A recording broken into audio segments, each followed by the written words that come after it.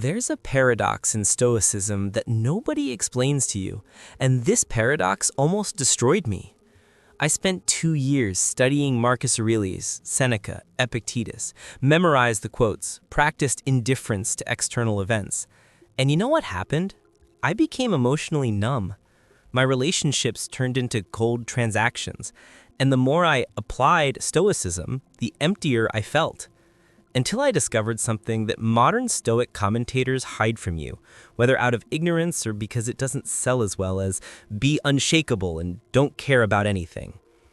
These 7 principles I'm about to share aren't the ones you find in motivational posts. They're the principles that the ancient Stoics actually lived by, but that get conveniently left out of the Instagram quote carousel. Before we dive in, if you want to unlock your potential and rewire your mindset, hit subscribe to the channel and give this video a like. That way, you won't miss any strategies to boost your productivity and personal growth. So here's the enigma I need you to understand first. Why did the same philosophy that helped Marcus Aurelius rule an empire and Epictetus survive slavery leave me feeling like an emotional robot? The answer isn't in what Stoicism teaches, it's in what we've been taught to ignore. Most people come to Stoicism for the same reason I did. You're tired of being reactive, tired of your emotions controlling you, tired of feeling like life is happening to you instead of for you. So you learn the dichotomy of control. You practice negative visualization. You tell yourself, this is neither good nor bad, it just is. And for a while, it feels like power, like you're finally in control. But then something shifts. Your girlfriend breaks up with you and you don't feel sad. You don't feel anything. Your friend shares a major achievement and you can't access genuine joy for them. You're unaffected, sure, but you're also disconnected. Here's what I learned the hard way. The mainstream interpretation of Stoicism is teaching you emotional suppression disguised as emotional mastery. And there's a massive difference. The ancient Stoics knew this. They wrote about it extensively. But somewhere between 200 AD and your favorite productivity YouTuber, we lost the plot. Let me show you what I mean. Seneca wrote dozens of letters about grief, anger, and fear. But here's what's interesting. He never said don't feel these things. He said understand why you feel these things and choose your response consciously. Marcus Aurelius, in his Meditations, constantly talks about accepting reality. But in the same book, he writes about love, duty, and the deep satisfaction of serving something greater than yourself. He wasn't advocating for apathy. He was advocating for engaged detachment. See, there's a shadow side to every philosophy when it's misunderstood. And the shadow side of Stoicism is becoming so detached from your emotions that you're no longer a fully human. Studies on psychological flexibility, like those from Dr. Todd Kashdan, confirm this. Suppression, even with the best intentions, increases anxiety and relational problems. The Stoics weren't teaching you to shut down, they were teaching you to feel emotions fully, but not let those emotions dictate your behavior. That's the key distinction.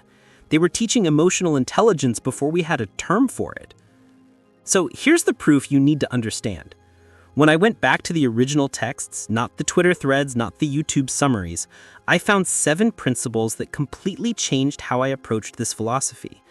And these principles weren't about becoming harder or colder. They were about becoming more fully alive while remaining unshaken by circumstances. And the first principle that broke that armor was principle number 1, preferred indifference. The Stoics believed that while virtue is the only true good, there are things that are preferred but not required for happiness. Health, wealth, relationships, they matter. They're not external distractions to ignore. They're preferred indifference. Pursue them, appreciate them, but don't make your inner peace dependent on them. This distinction saved my relationships. I could care deeply about someone while knowing that their actions weren't attacks on my character. I could pursue success without my identity collapsing if I failed. Principle number 2, sympathia, the interconnectedness of all things. Marcus Aurelius constantly wrote about how we're all part of a larger organism. Modern Stoicism often focuses on the individual and their control, but ancient Stoicism was deeply relational. Your well-being is tied to the collective. Your rationality includes considering how your actions affect others. When I understood this, my stoic indifference transformed into compassionate boundaries. I could say no without guilt because I understood that protecting my energy allowed me to serve others better. Principle number 3, oikiesis, the natural development from self-concern to concern for all humanity. The Stoics believed we start by caring for ourselves, then extend that care to family, then community, then all of humanity. This isn't weakness, it's the natural progression of a rational being. You can't shortcut to nothing matters without becoming a sociopath. You have to grow through the stages. Principle number 4, premeditatio malorum, but not the way you think. Everyone knows negative visualization, but here's what gets missed. The point isn't to make yourself anxious about loss, it's to build gratitude in the present. Epictetus said, "Ask not that events should happen as you will, but let your will be that events should happen as they do." This isn't passive acceptance, it's active presence. I started using this principle differently. Instead of imagining everything I could lose, I'd spend 5 minutes each morning appreciating what I currently have, knowing it's impermanent. Game changer. Principle number 5, appropriate actions, kateikon. Not all actions are equal. The Stoics had a whole framework for determining the right action in any situation based on your role, your relationships, and the context. This contradicts the modern idea that you should only care about what you control. No, you should act appropriately within every situation, even if you can't control the outcome. When I applied this, I stopped using Stoicism as an excuse for inaction. I couldn't control whether she'd say yes to the date, but it was appropriate for me to ask.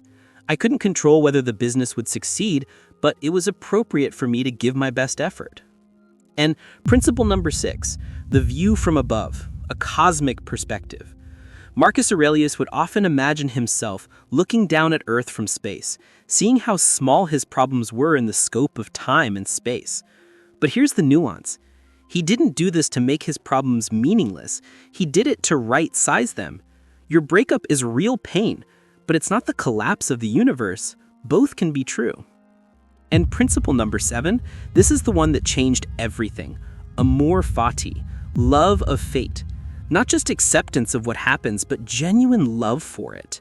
Nietzsche gets credit for this concept, but it's deeply Stoic. The idea that you would want your life to happen exactly as it has, including the pain, because it made you who you are. This isn't toxic positivity. It's not everything happens for a reason. It's a radical reframing. What if you could look at your worst moment and say, I wouldn't change it because it was necessary for my growth? When I finally understood amor fati, I stopped being a victim to my past. I stopped resenting my father for being absent. I stopped hating myself for the years I wasted. I integrated it all as part of my story. Here's the revelation that nobody talks about. Stoicism was never supposed to make you a stone. It was supposed to make you fluid, able to adapt to any circumstance without losing your center. The Stoics used water as a metaphor constantly. Water takes the shape of whatever container it's in, but it remains water. It's soft enough to flow around obstacles, but powerful enough to carve through mountains over time. That's what these 7 principles do. They don't harden you, they make you flexible, resilient, and deeply grounded in your values while remaining open to life. The secret isn't in becoming unaffected by life, it's in being fully affected while not being controlled by it. You feel everything, you care deeply, you love, you grieve, you celebrate, but your inner peace doesn't depend on any of it going a certain way. That's the Stoicism that Marcus Aurelius practiced while watching half his children die. That's the Stoicism that Epictetus practiced as a slave with a broken leg. They didn't shut down, they stayed open while remaining unbroken. So here's how you apply this discovery starting today. Stop using Stoicism as emotional armor. Start using it as emotional navigation. When something upsets you, don't ask, how do I stop caring? Ask why this matters to me and what that reveals about my values. Practice preferred indifference in your relationships. Care deeply, invest fully, but know that your inner peace isn't held hostage by their choices. Use the view from above, not to diminish your problems, but to right-size them. Your challenge is real and valid and also not the end of the world. Both are true. And most importantly, start practicing a more fati with your past. Look at the things you regret and ask, what strength did I gain from this? What did this teach me about what I truly value? The mindset shift isn't about feeling less, it's about being less controlled by what you feel. That's the stoicism that actually changes lives. If you really want to shift your mindset, boost your focus, and achieve real results in your life, subscribe to the channel, hit the like button, and turn on notifications. Here, you'll find strategies to transform your daily life and reach your full potential. See you in the next video.